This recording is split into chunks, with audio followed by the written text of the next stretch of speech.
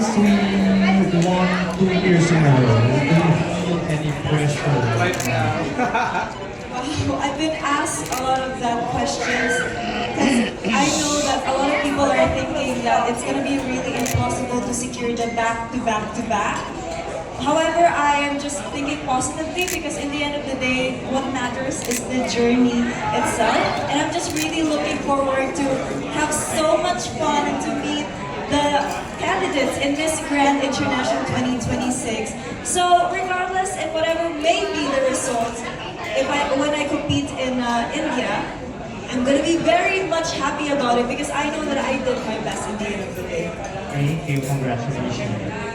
Before we proceed, may we have Cleopatra Barrera to join us here, our first runner-up. Iyo. Ito sa likod.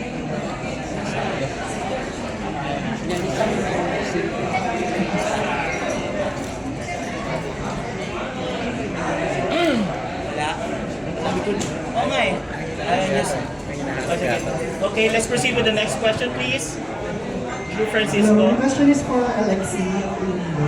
So Alexi, we all know ang laki ng fan base mo. And in Miss Grand, MGI All-Stars, malaking bagay na meron kang malaking fan base to begin with because of the votings and all that. So, ano sa tingin mo yung ay contribute na fans to your campaign in Miss Grand All-Stars?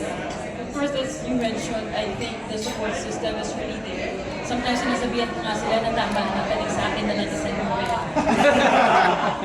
But like, I think that they told me nga na parang they got inspired of the story of me and my childhood and my grandma. So, sabi nila parang they feel like parang anak na din nila, but they're helping me and supporting me.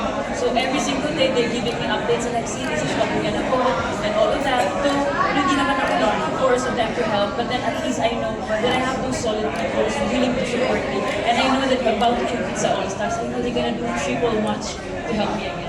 Follow-up question, how does it feel to get perfect 10 with Celine Dion? Oh my God, I was actually quite stressed kasi I was not able to rehearse the actual until early. Sabi ko, kaya ba ito? Pero syempre wala tayong choice, go lang and go. So I was very happy when I heard 10, 10, 10, 10. Sabi ko, ay, amazing naman to siya. And I didn't know how to react, but I was very happy. And I hope that Brianna is very happy also. Thank you.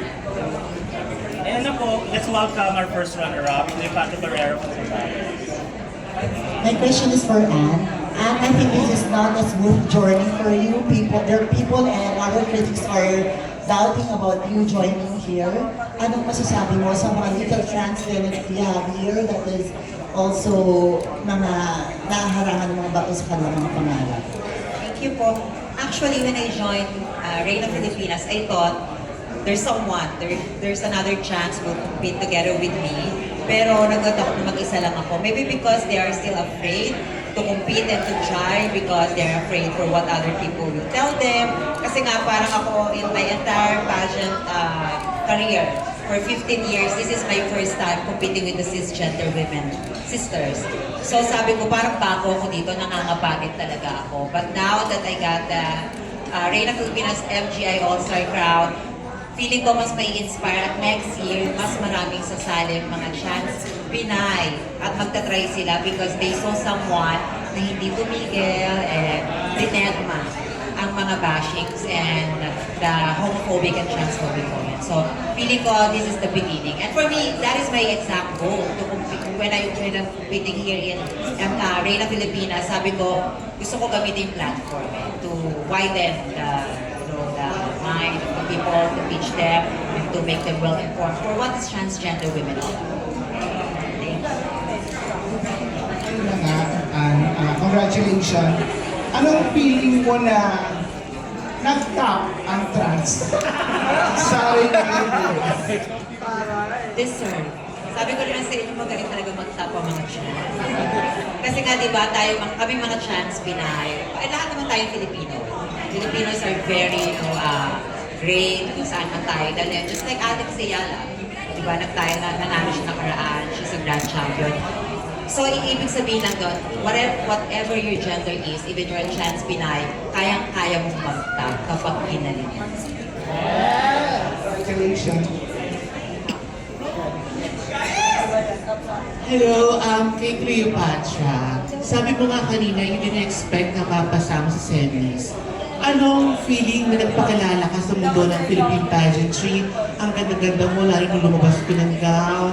I mean, is this your first time mag-join